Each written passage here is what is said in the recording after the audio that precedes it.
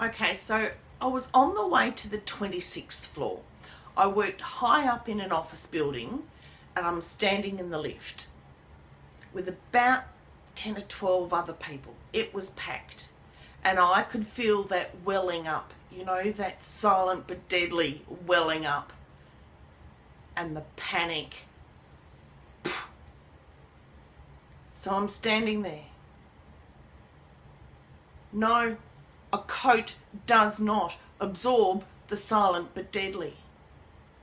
So I'm standing there with my coat and it funnels straight up through my face.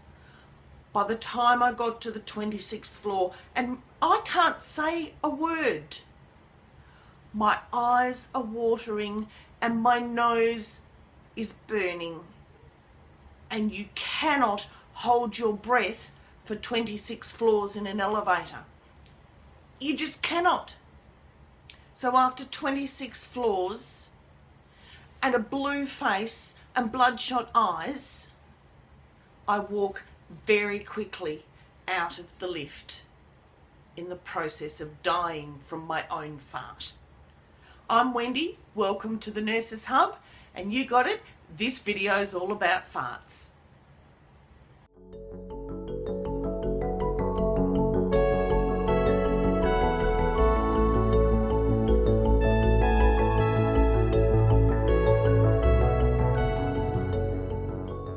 So I've started today's video with a fart story.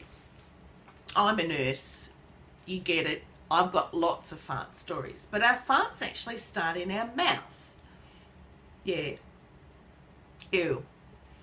So when we eat, we're chewing things up. We're actually incorporating the air that's in our mouth into the saliva. So if you wanted to test it out, you could just spit into a tissue and have a look at it. There are bubbles in our saliva. That's the beginning of a fart, because it's got to travel all the way through and that air doesn't leave it. That air comes out the other end.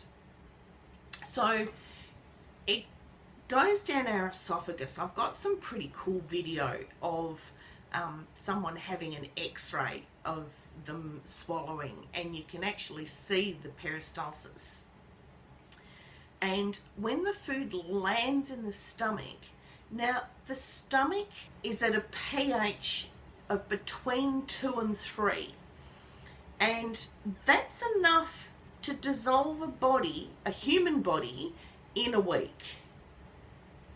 That's pretty scary stuff. So when the stomach acid is denaturing all the food, because it's so acidic, things like proteins start to unravel.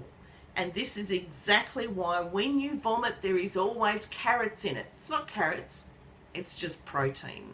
So sorry to debunk that myth. So the stomach's then finished processing everything that it's just eaten. And then it has to empty it into the small intestine. Now, if it empties it directly into the small intestine without changing that acidity of 2 and 3, we're actually going to burn a hole through our small intestine. So the pancreas and the gallbladder get together and the small intestines themselves and produce juices. Now, I don't think I like that word, but that's the word I'm going to use. And one of those juices incorporates bicarbonate, and that's really alkaline. So all of these juices that are produced are alkaline, and they're designed to negate the acidity of the stomach acid that's coming into this first part of the small intestine. So you've got extra bubbles. Bicarbonate's what we use to bake a cake. It's what makes it rise. It creates the air bubbles. So we've got the air bubbles from our saliva, we've got the air bubbles from the bicarbonate and other things, and they all mix together. Now, you might have heard the word duodenal ulcer. This first part of the small intestine is the duodenum, and if for some reason the amount of alkalizing juices aren't produced, or there is too much stomach acid produced, then you actually have an imbalance of pH in that first part of the intestines, and that's where we can end up getting a duodenal ulcer. Now, all things being well, and we've got a nice neutral environment for the food to go down, and it's all been broken down. So in the duodenum, you've got lots of enzymes that come out. So things like sucrase and maltase and lactase and amylase and all sorts of things that are actually breaking down the food, chemically breaking down the food into its constituent parts.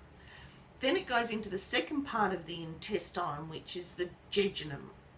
And the jejunum is where the nutrients are absorbed into the body. So they've been broken down in the duodenum and they get absorbed in the jejunum.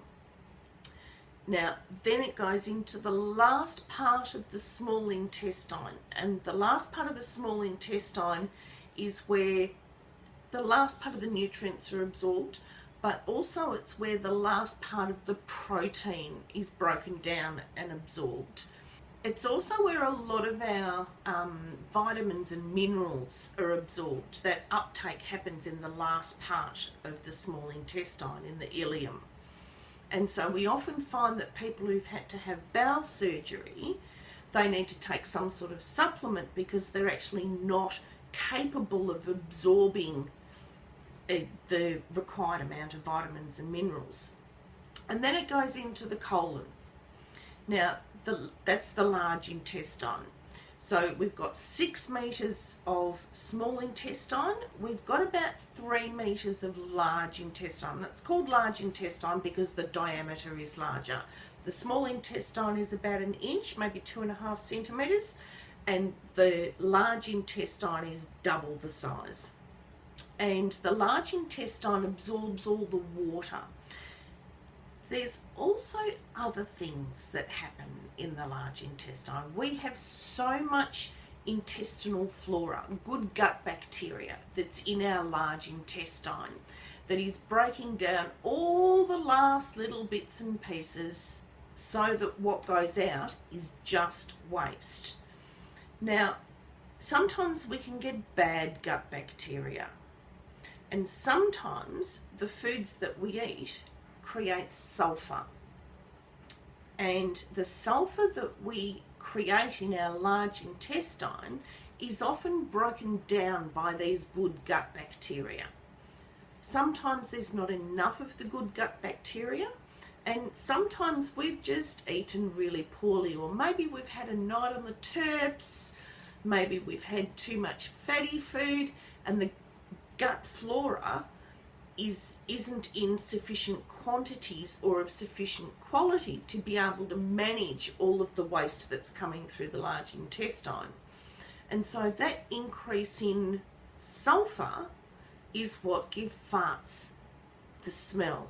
So we also produce things like hydrogen, carbon dioxide, we produce methane, and I don't advocate this, and if you're going to light your farts, and you can because we produce methane, please wear jeans, something that's going to protect you. I don't want people burning their butts.